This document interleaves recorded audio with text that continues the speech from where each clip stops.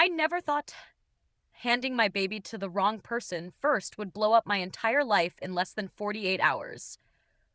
But here I am 1 week postpartum, sitting alone in our apartment with a newborn while my husband's stuff is gone and divorce is hanging over my head. I'm Brianna, 29, and let me tell you how I managed to destroy my marriage faster than my episiotomy stitches could heal. Carter and I got married after dating for 2 years. It was pretty much a whirlwind. Both of us were climbing in our careers. We had this cute little apartment in the city, and we were always on the same page about everything. Or so I thought. The one thing that always seemed to bug him was my friendship with Liam, my ex from college. Liam and I dated for 3 years before we realized we were better as friends, breaking up 5 years ago, but we never really broke the habit of being in each other's lives. When Carter and I first started dating, he seemed cool with Liam being around. But after we got engaged, he started making these little comments. Like when Liam would text me late at night and I'd laugh at something he said, Carter would ask, "What's so funny that he needs to tell you at midnight?" I'd roll my eyes and tell him he was being ridiculous. Liam and I were just friends, and Carter needed to get over his jealousy issues. I found out I was pregnant just 9 months after the wedding, a total accident after I missed 2 pills during our friend's destination weekend. I was freaking out because we had this 5 year plan that definitely didn't include a baby in year one. But Carter, he was over the moon, reading all these dad books and downloading parenting apps before I even got past the morning sickness phase. Liam had moved to Seattle for work around the time Carter and I got married, which honestly made things easier since he wasn't physically around. But 3 months into my pregnancy, he got transferred back to our city. He immediately appointed himself as my pregnancy buddy, bringing me ginger candies for nausea and texting to check how I was feeling almost daily. Carter noticed right away. Doesn't Liam have his own life to worry about? He'd ask whenever my phone would buzz with another text. He's just being supportive, I'd say, not understanding why Carter couldn't just appreciate having another person looking out for me. As my pregnancy progressed, Liam became more and more involved. He'd show up with food when Carter was working late. He'd offer to drive me to appointments if Carter couldn't make it. And he even came with us to a few of the childbirth classes when Carter had to work. Looking back, I can see now how Carter's jaw would tighten every time Liam inserted himself into another pregnancy milestone. By month 7, Carter finally put his foot down. We had this huge fight where he told me it wasn't normal for my ex to be so involved in our pregnancy. I told him he was being controlling and that Liam was just a good friend who cared about me. He's not just a friend, Brianna. He's your ex-boyfriend who's clearly still in love with you, and you're either too blind to see it or you enjoy the attention too much to stop it, Carter had said. I was furious, accusing him of trying to isolate me when I needed support the most. 3 weeks before my due date, I started having contractions while Carter was at a work conference 2 hours away. He immediately left when I called, but was stuck in terrible traffic. After timing my contractions for an hour and realizing they were getting closer together, I panicked and called Liam without even thinking twice. He arrived at our apartment in 15 minutes flat and drove me to the hospital. By the time I was checked in and settled in the labor and delivery room, my contractions were coming strong. Liam was right there, holding my hand through each contraction, getting the ice chips, and advocating for me with the nurses when I was in too much pain to speak. Carter finally arrived 4 hours later, looking stressed and disheveled. The atmosphere in the room immediately changed. Carter gave Liam this cold nod, and Liam, who had been sitting right next to my bed in what was obviously the partner chair, didn't immediately move to give Carter his spot. "How are you feeling, babe?" Carter asked, coming to the opposite side of the bed. "I'm hanging in there," I said, then immediately turned to Liam when another contraction hit. "Can you press on my back like the nurse showed you?" I didn't notice then how Carter's face fell as Liam jumped up to help me through the contraction, demonstrating a technique they must have gone over while Carter was stuck in traffic. The next 18 hours were a blur of pain, exhaustion, and medical staff coming in and out. Carter tried his best to take over the support role, but it was obvious he felt like an outsider. Liam didn't pick up on the hints to leave, or maybe he ignored them, staying through the entire labor. When our daughter finally arrived at 5:37 a.m., I was completely worn out. The nurse cleaned her up while the doctor finished with me. Carter had tears in his eyes, and even Liam looked emotional, standing in the corner of the room. "Do you want to hold your daughter?" The nurse asked, coming toward the bed with our tiny blanket-wrapped baby. This is the moment that destroyed everything, though I couldn't see it then. I looked up, still dazed from the delivery, and saw both Carter and Liam standing there.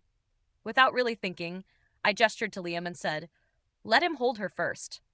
He's been here from the beginning." The nurse hesitated, looking between the men uncertainly.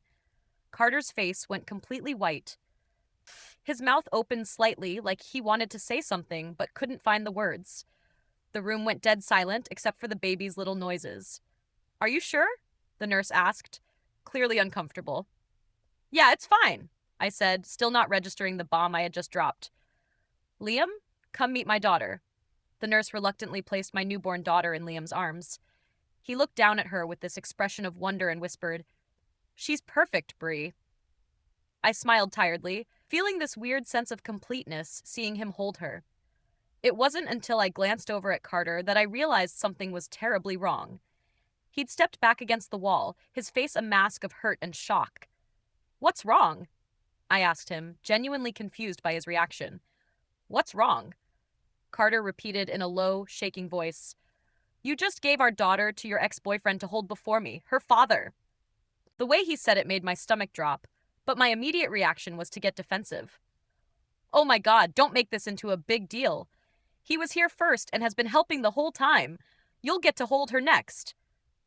"That's not the point, Brianna," Carter said, his voice tight with controlled anger. "That was supposed to be our moment. Mine and yours and our daughter's, not his." Liam shifted awkwardly, still holding the baby. "Maybe I should give her to you, man," he said to Carter, finally seeming to read the room. No, he's overreacting," I said quickly. I turned to Carter.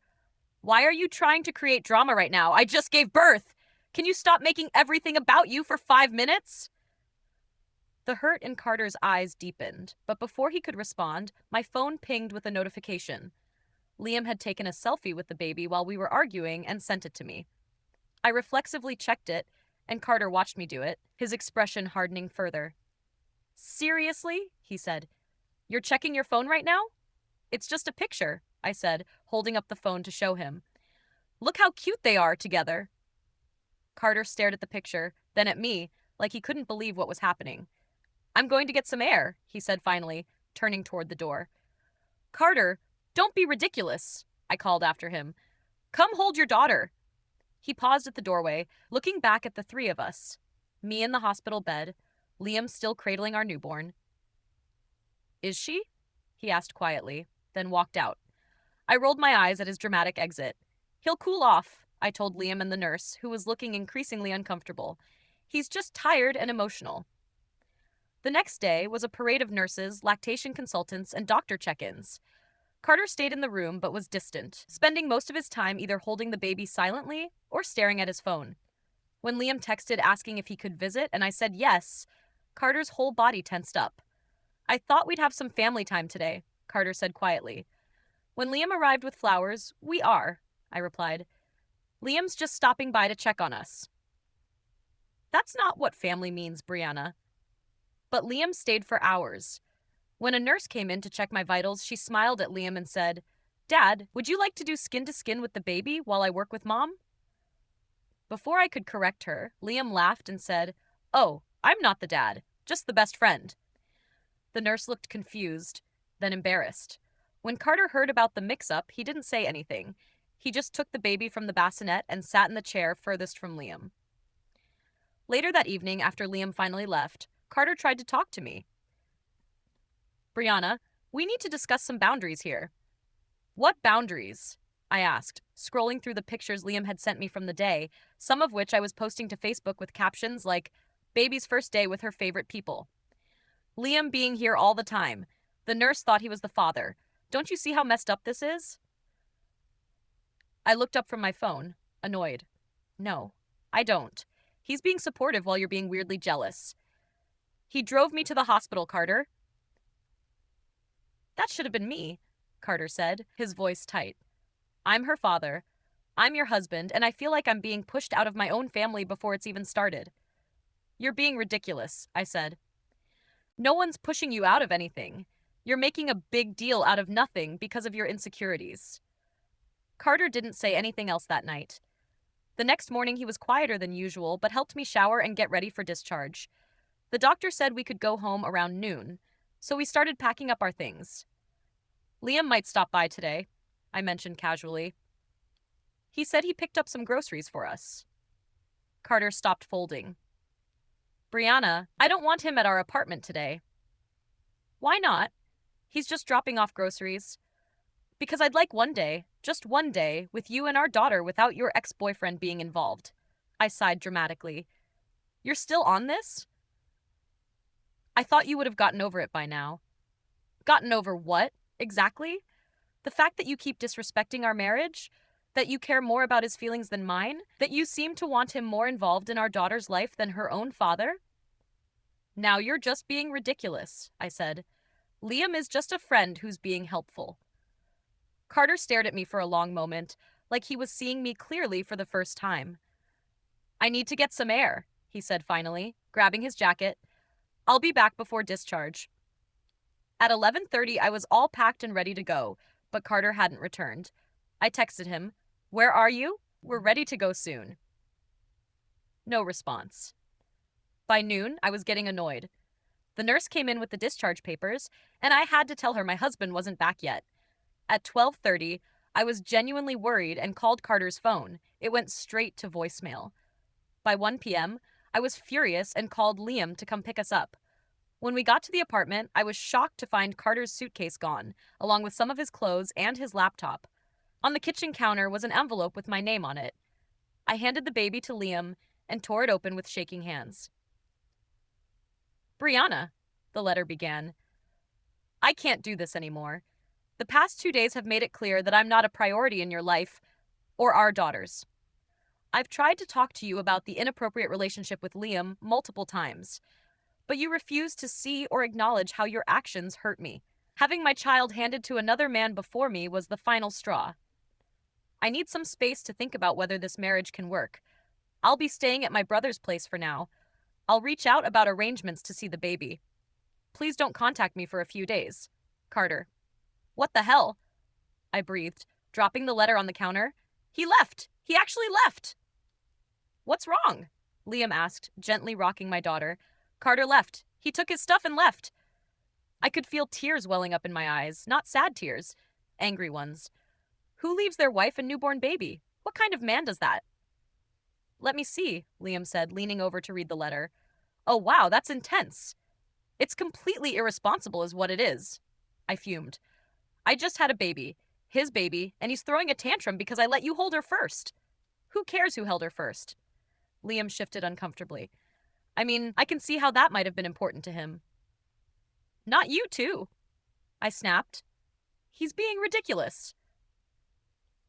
The next morning, I posted on Facebook, nothing shows a man's true character like how he acts when things don't go his way. Apparently, some fathers think it's okay to abandon their one-day-old daughter because they didn't get to hold her first. Single motherhood, here I come. 3 days after coming home from the hospital, I finally got a text from Carter. I'll be by tomorrow at 2 p.m. to see the baby. Please have Liam not be there. When Carter arrived the next day, he looked terrible, like he hadn't slept in days. His eyes were red-rimmed and he had the beginnings of a beard. Can I hold her? He asked, not even greeting me first. I handed him our daughter, and his face softened immediately. He sat on the edge of the couch, as far from me as possible, and just stared at her. So, are you done with your little tantrum? I asked. He looked up, his expression hardening again. This isn't a tantrum, Brianna. This is me finally standing up for myself after years of being disrespected. Years? I scoffed. That's a little dramatic, don't you think? No, it's not, he said quietly. It's been the same pattern our entire relationship. Liam calls, you go running. Liam needs something. It takes priority over our plans. Liam's feelings always matter more than mine. That's not fair, I protested. Liam's been helping me while you've been gone. I'm gone because you made it impossible for me to stay, Carter said, his voice tight with emotion.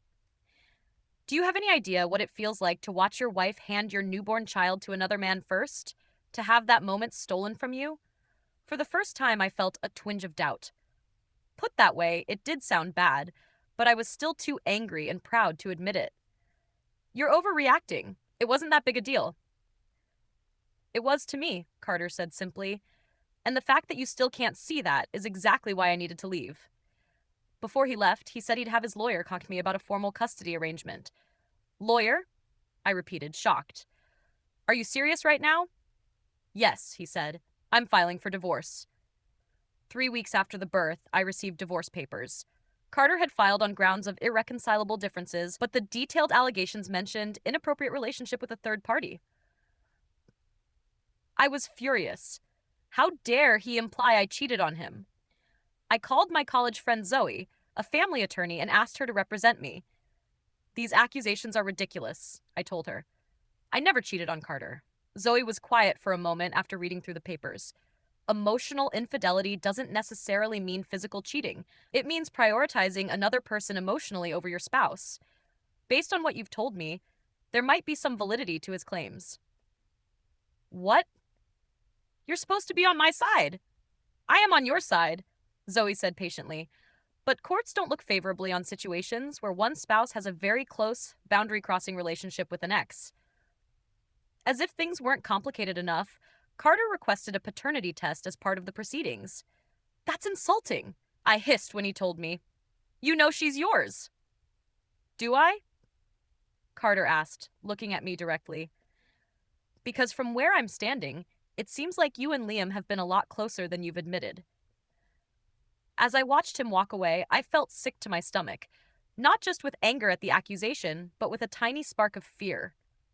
There was one night about 10 months ago when Carter was away on a business trip, and Liam and I had gone out for drinks to celebrate his return to town.